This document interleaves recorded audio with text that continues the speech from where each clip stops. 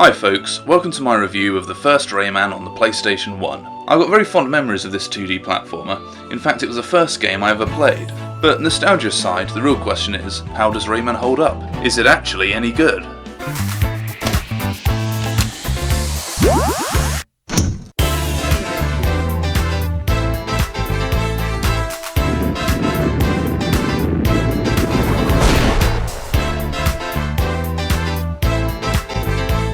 The first thing I always notice whenever I play Rayman is just how spectacular everything looks. The artistic direction is fantastic, and it creates a unique and colourful world that feels vivid and full of life. Right at the start, in the first level, it's amazing how beautiful everything looks. The backdrop, the flowers, the mushrooms and the trees. Everything looks splendid. You could even go as far as to say that every screen in the game looks like a work of art. However, for all the colour and life, the game never feels hyperactive or sickly, like a Sugar Rush might.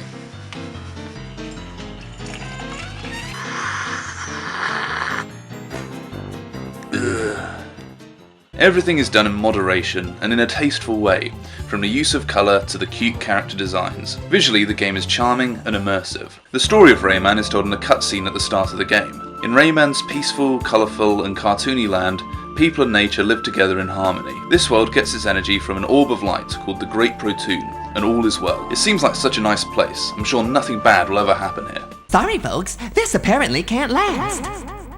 Ah, balls. Rayman's world is plunged into chaos when the villain, Mr. Dark, steals the Great Protoon and defeats Spatilla the Fairy who tries to stop him. The peaceful Electoons who used to gravitate around the Great Protoon are lost throughout the world and captured by hostile villains.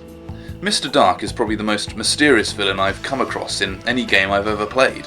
He certainly looks the part with a really cool design, but who or what he actually is never explained.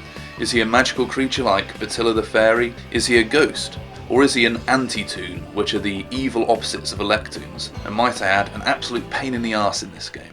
My personal theory is that he's much like Rayman, but he knows magic, like an evil version of the magician who narrates the story of Rayman. Either ways, he's an incredibly powerful wizard, and it's up to Rayman to save the world. Rayman to the rescue! No problem. I love how blasé video game heroes can be about saving the world from evil. Okay, no problem. I'll collect a few talismans, give Ripto the old hot foot, and be in Dragon Shores by lunchtime. So let's begin Rayman's quest to save the day. Go and free the Electoons, Rayman, and bring back the Great Protoon from its mysterious kidnapper. But will the bad guys let him do it? Well, that is a legitimate question, because this game is hard. Yes, it's charming, cartoony and cute, but even experienced gamers will find themselves dying over and over in this game. Oh, come on! Oh.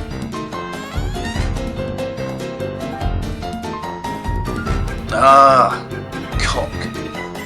Penis. What was that you were saying, Rayman? No problem? What have you been drinking? However, in all seriousness, the difficulty of this game is never a major issue, because you never die because of poor control. This game has some of the best controls I've ever seen in a platformer. So every time you die, you know it's due to a mistake that you've made, and if you did just a little better, you could have survived. And this makes trying to beat the game very addictive. In fact, the controls are so good that the game can throw some real curveballs at you that would otherwise drive you nuts, and it's not a problem. For example, some enemies and obstacles appear out of nowhere, but even the first time you play the game and don't know what's coming up next, if you're paying attention, you always have a good chance of beating these surprise dangers, and it's always really rewarding when you do. Yeah, have some of that, son! Thought you could stop me? No one can stop me. I'm Rayman. As well as enemies and obstacles, sometimes good things like lives or secret areas can appear out of nowhere too, but only when you reach a certain point. Now that might sound frustrating, but it really isn't, because you soon work out where things are likely to appear, and often the game encourages you to explore and find them. For example, here in Bandland, these power-ups are just out of reach. No matter how high you jump, you just can't reach them, but you know there must be some way to get to them. So knowing from past experiences that if you touch a certain part of the path, things sometimes appear, it gets you thinking, well, I wonder what would happen if I jump the other side of this sign. And lo and behold, a cloud appears allowing you to jump up and collect the power-ups. And when you do find these secrets, it's not only rewarding as an accomplishment, but the power-ups are extremely useful. Extra health has helped me just scrape by to reach the end of a level more times than I care to admit. As you journey through the different worlds of Rayman, you'll come across cages of Electoons that are opened when you punch them. Every level in the game has 6 cages. Some are easy to find, and some are pretty well hidden. To complete the game 100%, you'll have to break all 6 cages in every level, but I'll talk more about that later. I think that Rayman himself is a big part of what makes this game work. I don't know exactly what he's meant to be, some sort of limbless cartoony hero, but his design is very unique and it looks great. Apart from looking good though, his design means that he can punch his fist for quite some distance, and this means you can have both short range attacks and long range shots for attacking enemies or collecting objects that are some distance away. However, when you start the game, you'll find Rayman isn't able to attack at all. All he can do is pull faces to scare enemies away, and even some simple abilities like being able to run or hang on to ledges are only available later in the game when you get these abilities from Badilla the Fairy. I think this system is pretty clever, because you're forced to survive without some pretty essential abilities to start with, so that means you master the basics of the game like jumping and avoiding enemies and the way Rayman controls right at the beginning of the game, and the rest of the abilities you get one at a time, and that saves on overwhelming tutorials at the start of the game that tend to be annoying and break the player's immersion in a game's world. It also makes getting a new ability feel exciting, and every few levels when you get one, a whole new gameplay element is added, and that means the game always feels fresh. There's also a large variety of different level types, like riding a giant mosquito, flying levels, a level where you can create your own plant platforms to escape floods, and many more. Seeing all the different lands of Rayman is also a very fun part of the game, since they're all so creative and surreal. There's a world of sheet music and instruments, lands made of candy, and an artistic themed world full of stationery and paints. These levels are so detailed and well designed that, despite how surreal they always feel surprisingly alive and real. I also really like the little touches like the rippling sound in a sea of ink, and the funny and cute instrument creatures in Bandland. With the new abilities you'll gain and different level types and styles, this game never gets boring. In fact, it makes you want to see what's coming up next. And I always found this would keep me motivated to keep trying when I kept on dying on difficult stages. Another reason why this game's difficulty never really put me off. Every level in Rayman is complemented by a top-notch musical score. It always suits the gameplay perfectly, going from upbeat and playful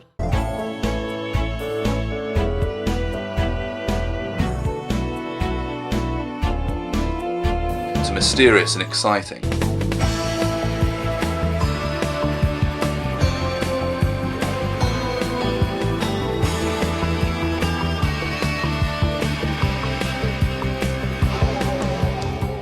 And some of the music I'd go as far as to say is quite touching.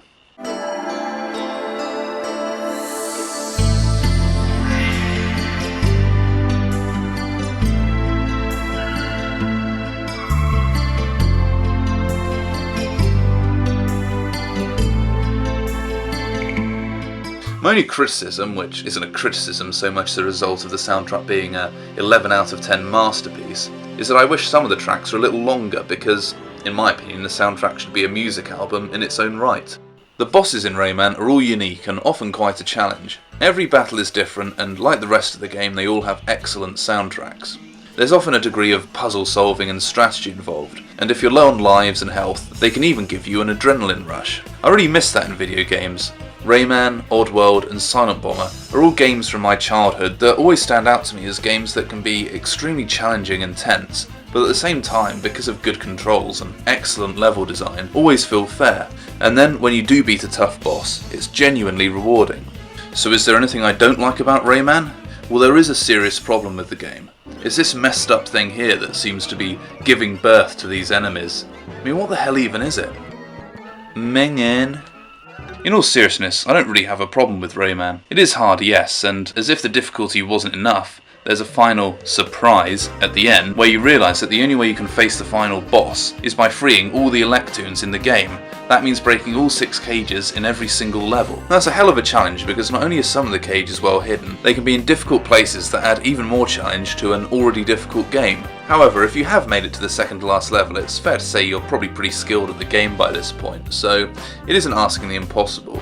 Also, exploring the levels is a lot of fun anyway, so even as a kid this never really bothered me. And if it is too hard, you can always enter the super password, which also gives you 99 lives. That can definitely come in handy. So eventually in Rayman, once you've rescued all the Electoons, you'll have to face the final boss, Mr. Dark. I always found it pretty funny that a mysterious and shady villain like Mr. Dark lived in a castle made of candy. But the question is, can Rayman beat him? So, spoiler alert. At the start of the battle, Rayman has no punch, so all you can do is avoid Mr. Dark's attacks.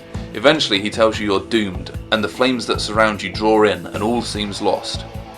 However, Rayman is saved when 2 Electoons fly in and give him his punch power back.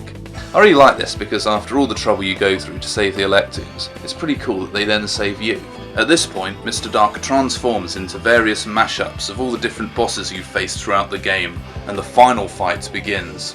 Now, the final boss fight with Mr. Dark might not be the hardest in the game, but it certainly is a lot of fun, and it's broken into 4 stages, so it definitely feels pretty epic. And of course, eventually, good old Rayman triumphs, and the world is saved. What happens to Mr. Dark after this is pretty unclear. When I was a kid playing this game, I always thought that Mr. Dark left after Rayman got his punch power back, and he was just sending in magical creatures that he'd created, in the hope that they would stop Rayman. But apparently the Atari Jaguar version makes it clear that these forms are actually Mr. Dark himself. But in the Jaguar version, at the end of the fight, Mr. Dark flees, whereas in the PlayStation version, it seems that you actually defeat him, so I don't really know what happens to him, and although part of me wants to find out, part of me thinks that it's quite cool that such a shady and mysterious villain still remains a mystery. So that's the end of the game, and as the credits roll, Rayman takes a well-deserved holiday with all the friends he's made throughout his quest. So overall, how would I rate Rayman? I'd definitely give it a solid 10 out of 10. It's a great 2D platformer that's so much fun. It's got a fantastic art direction and soundtrack and should provide hours of entertainment. It still looks good today, and if you like platformers, I'd definitely recommend it. So thanks for watching, I hope you enjoyed the video. If you did, please like and subscribe. I'll be making more video reviews soon, so stay tuned. This is Johnny Powell, signing out.